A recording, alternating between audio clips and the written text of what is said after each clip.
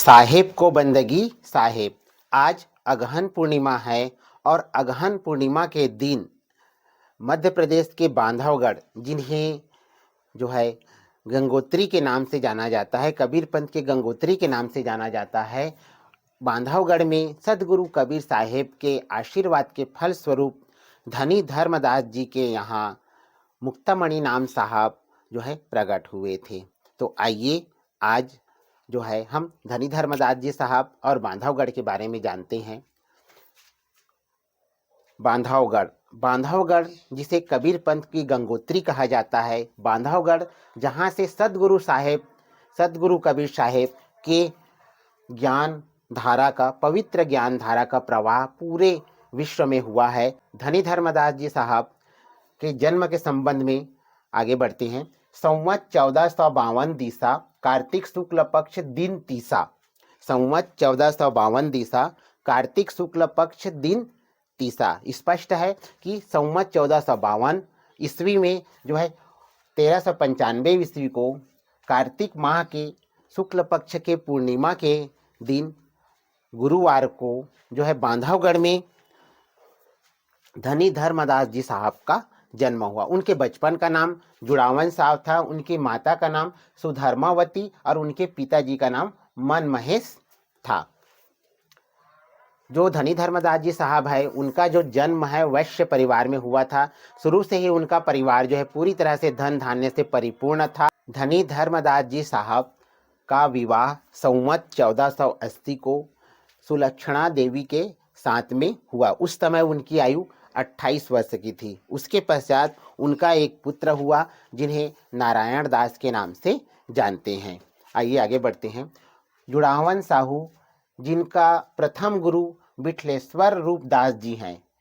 जुड़ावन साहू जिनके प्रथम गुरु बिठलेश्वर रूपदास जी हैं और सभी जो आजकल करते हैं, पहले से करते आ रहे हैं, उन्हीं के भांति भी वो भी रामकृष्ण को सुमिरय तीरथ व्रत दृढ़ चेट, मथुरा परसद जब गए तो संत कबीर को भेंट।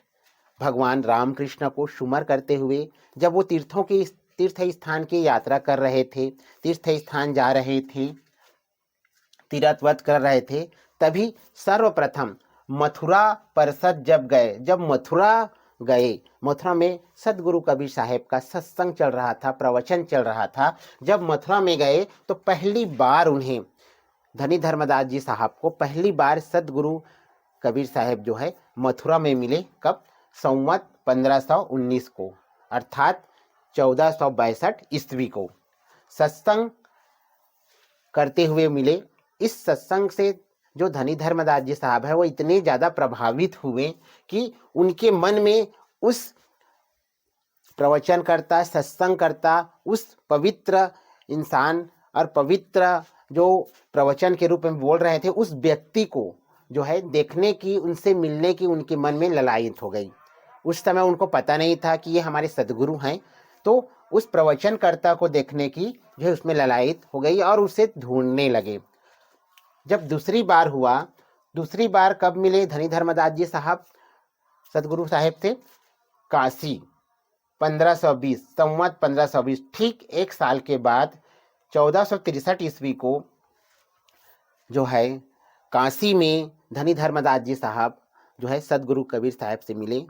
उनसे मिल के बहुत ही खुशी हुई, क्योंकि एक साल तक उन्हें ढूंढ रहे थे और मिलकर उन्होंने अपनी मन की भावना को उनके सामने प्रदर्शित किया, उनके सामने बताया और सदगुरु कबीर साहब जी से उन्होंने अपनी मन की जिज्ञासा की, बहुत से सवालों को उन्होंने पूछा और उन सवालों का, सभी सवालों का सदगुरु कबीर साहब ने जो है उनके जवाब देकर पूरा विस्तार से बताते हुए उनकी जिज्ञासा को शांत किया।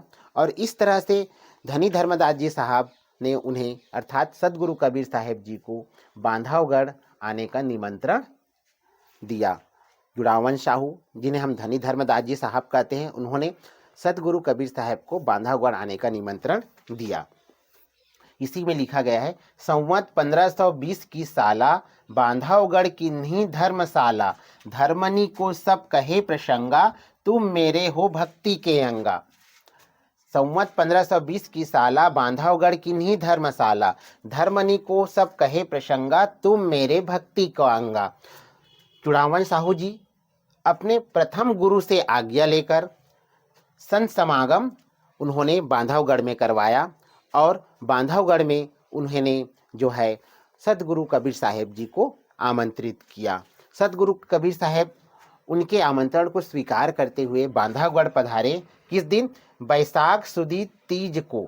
बैसाख सुदी तीज को सतगुरु कबीर साहब ने बांधवगढ़ में उस सत्संग कार्यक्रम में जो है अपना जो है सत्संग प्रारंभ किया और 5 पनिकाओं के बीच में 5 पनिकाओं की उपस्थिति में जो धनी धर्मदास जी साहब और उनकी पत्नी को पूरे परिवार सहित जो उन्होंने जो है नामदान की दीक्षा दी, यानी उनको अपना शिष्य बनाया।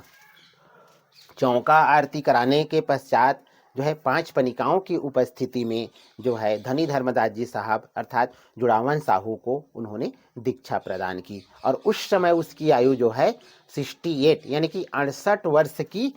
सतगुरु कबीर साहेब के ज्ञान को ग्रहण करके उनसे दीक्षा प्राप्त करके जुड़ावन साहू अर्थात धनी धर्मदास जी साहब ने अपने जीवन में जितना भी कमाया था, उस समय 56 करोड़ की संपत्ति, आज से 600 साल पहले 56 करोड़ की संपत्ति को उन्होंने जनहित के लिए परोपकार कार्य के लिए समर्पित कर दिया, क्योंकि सदगुरु कबीर साहब के द्वारा उन्हें जो ज्ञान प्राप्त हुआ था, उन्हें पता था कि अब इस मोह माया या पैसे इससे हमें कुछ नहीं होने वाला है, इसलिए ये सब जो है हम परोपकार कार्य के लिए दान कर सकते हैं। और इस तरह से जो है धनी धर्मदास जी साहब सदगुरु के जो है वो जो है प्रथम शिष्य बने और इस तरह से धनी धर्मदास जी साहब जो है वो एक महान कवि भी है और उन्होंने अपने कबीर पंथ का प्रचार बांधवगढ़ से ही प्रारंभ किया। बांधवगढ़ से होता हुआ वो हमारे छत्तीसगढ़ में आया। छत्तीसगढ़ में आकर उन्होंने जो है कुदुरमाल जो कोरबा जिला में स्थित है, वहाँ पर सर्वप्रथम कबीर पंथ का केंद्र बनाया और वहीं से छत्तीसगढ़ के जो है पूरे एरिया में उन्होंने कबीर पंथ का प्रचार किया। इसीलिए छत्तीसगढ़ के प्रथम कवि होने का श्रेय जो है धनी धर्मदास जी साहब को है। धनी धर्मदास जी साहब जो है वो सतगुरु कबीर साहब के परम शिष्य है और उन्हीं के मार्गदर्शन में जो है धनी धर्मदास जी साहब ने पूरे भारत में जो है वो कबीर पंथ का प्रचार प्रसार किया। धनी धर्मदास जी साहब जो पहली बार जो है वो मथुरा में मिले सतगुरु कबीर साहब से, दूसरी बार उन्होंने काशी में मिले और बांधवगढ़ में उन्होंने दीक्षा प्राप्त की। धनी धर्मदास जी साहब के 68 वर्ष हो जाने के बाद जब उन्होंने दीक्षा प्राप्त की, तब उन्होंने बताया कि उनका जो बेटा है वो कबीर पंथ के मार्ग में या उस राह पे चल ही नहीं रहा है। तो उनके मन में एक संशय हुई कि मेरे जाने के बाद में जो है कबीर पंथ की जो शाखा है, कबीर पंथ के जो वाणी है, वचन है को उसको आगे कौन प्रचार प्रसार करेगा। इसीलिए सतगुरु कबीर साहब ने उन्हें जो है आशीर्वाद दिया कि आपके अंश यानी कि आपके वंश में जो है वो 42 पीढ़ी तक यानी कि 42 वंशों तक जो है सभी सतगुरु कबीर साहब के प्रचार प्रसार की पूरी जिम्मेदारी रहेगी और वही जो है इस संसार के जीवों को मुक्ति दिलाने का जो है मार्ग प्रशस्त करेगा, अर्थात अपने कबीर पंथ के माध्यम से जो है उन्हें मुक्ति दिलाने का, उनके वाणी वचनों को आत्मसात करने का जो है गद्दीदारी बन के अपनी जिम्मेदारी निभाएगा। तो सतगुरु कबीर साहब ने जो है धनी धर्मदास जी साहब को 42 वंश गुरुगद्दी का अधिकार दिया और यही जो है अभी वर्तमान में चल रहा है। जो हमारे दामाखेड़ा में प्रकाश मुनि नाम साहब जी हैं, वो उन्हीं धनी धर्मदास जी साहब के वंशज है। तो आइए आज का जो यह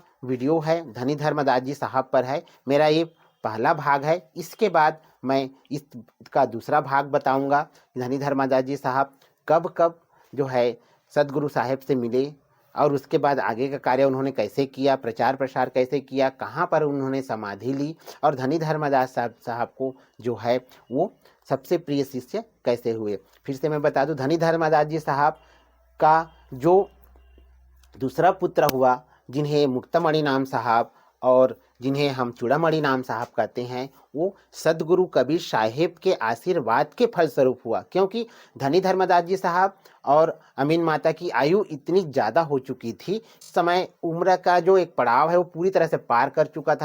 कबीर साहेब के आशीर्वाद से फलस्वरूप ही उन्हें जो है मुक्तामणि नाम साहब, चूड़ामणि नाम साहब जो है प्राप्त हुए हैं। इसीलिए मुक्तामणि नाम साहब, चूड़ामणि नाम साहब को हम लोग प्रकट हुए मानते हैं, प्रकट हुए हैं, क्योंकि वो जो है सदगुरु कबीर साहब के आशीर्वाद के फलस्वरूप आए हुए हैं।